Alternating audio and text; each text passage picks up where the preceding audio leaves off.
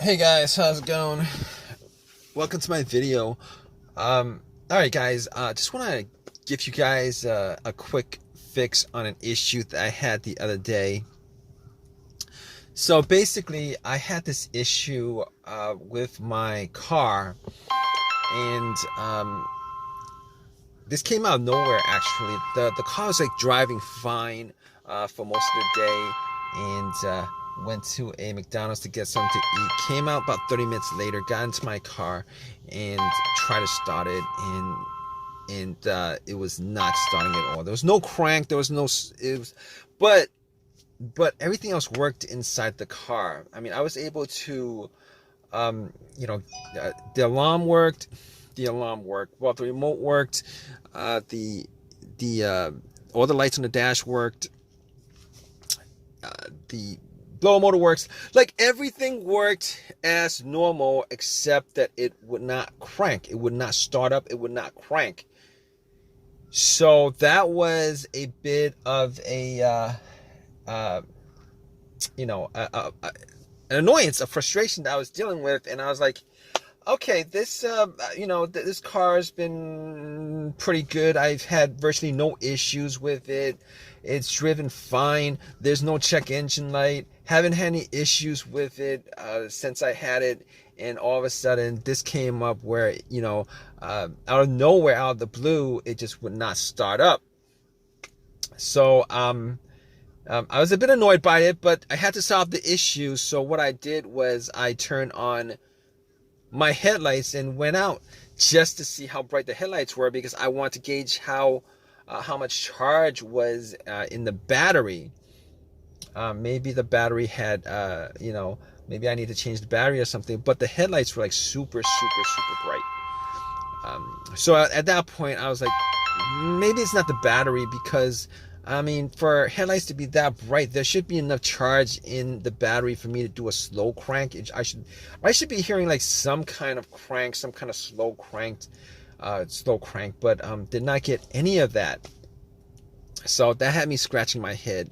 I went back into my car, and pretty much what I did was, I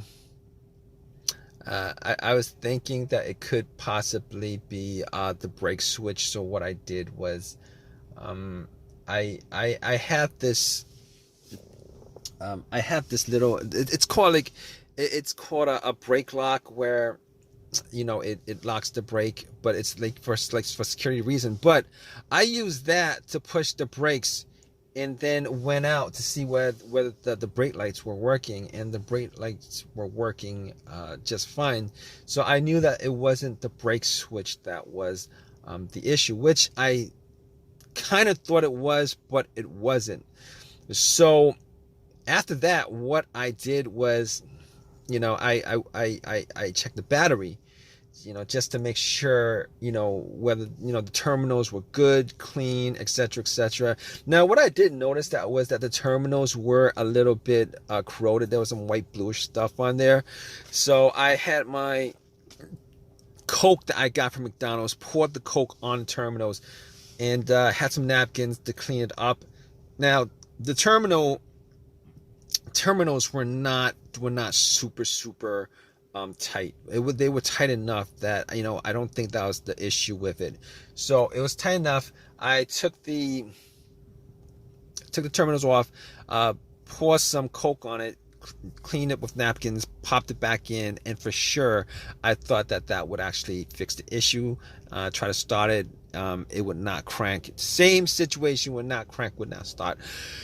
So outside of that, I was like, okay, let's check the ground wire. The main ground wire, if you guys don't know, is the negative cable. Normally it hooks up to the frame of the car.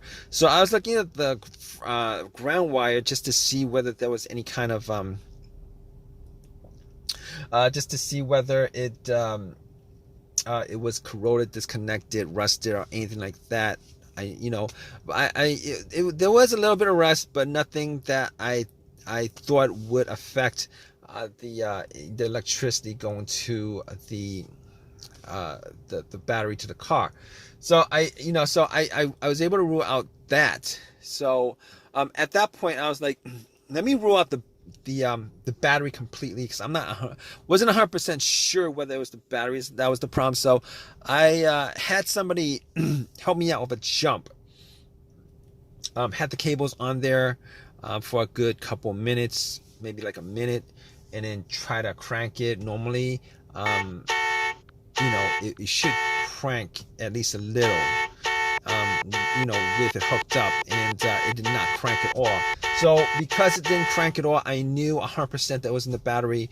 At that point, I ruled out the battery, the ground wire, and I also ruled out the alternator being the issue. Because normally, if the alternator wasn't charging the battery and the battery is completely dead, the test for the alternator is if you put wires to the terminals, it should jump the alternator and then have and then it should at least crank up. And once you take the cables off, the car would die. So at that point, I could rule out the alternator. I could rule out all those things at that point. So basically, what I did was I got back to my car and I'm like, I was still hoping that there was a really simple fix to the problem. So basically at that point, I was thinking to myself, okay, I have an OBD2 reader, a $19 OBD2 reader that I got from Walmart. And seeing as how there's no check engine lights on the dash, I thought to myself, I mean, there's a chance that it could possibly be something, but that might bring a code up that's pending, that's not in the system. So what I did was I hooked the OBD2 up and made sure that it actually went through and scanned the whole entire ECU, which it did. It scanned the whole entire ECU. No codes popped up, no pending codes, nothing at all. And at that point, I was ruling, as many things out as I could. And at that point, I ruled that out. Okay, so after that, I was thinking to myself, there's a couple other things it could be. It could possibly be the fuses or the relays.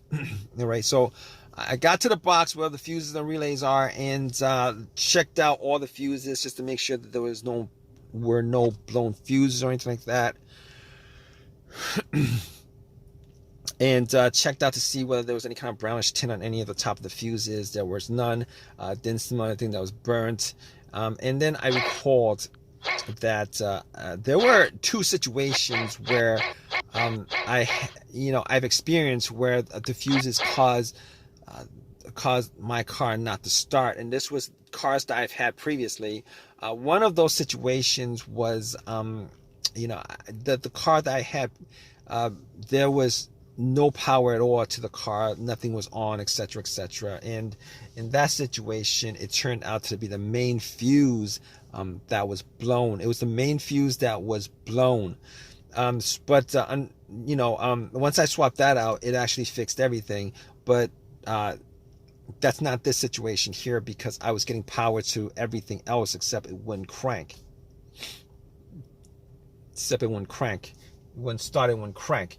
So that wasn't the situation. The other situation where where there was a fuse issue that caused no start was the car would crank but it wouldn't turn over.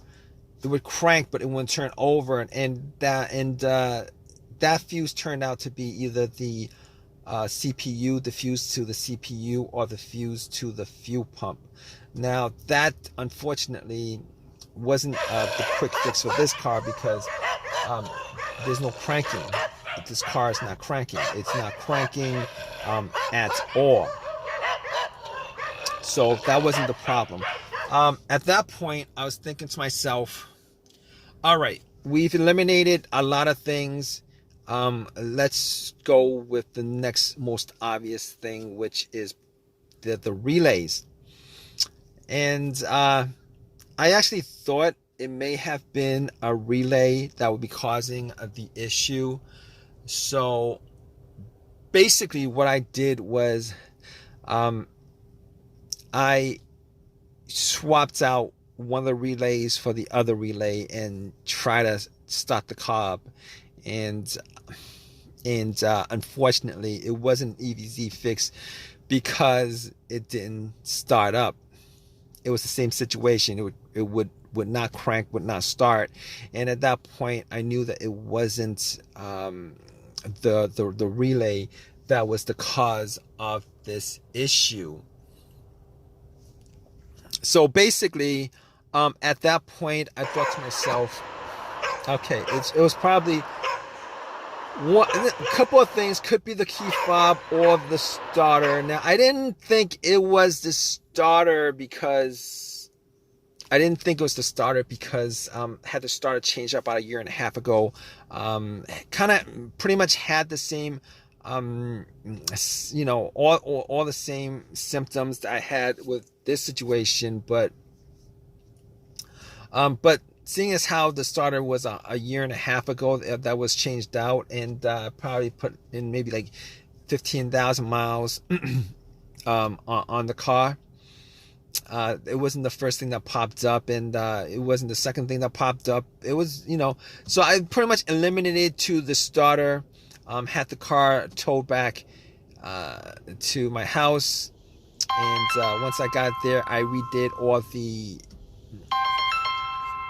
pretty much redid all the, went through everything, the fuses, the relays again, double check the battery, charge it up overnight, etc., etc. None of that was the issue.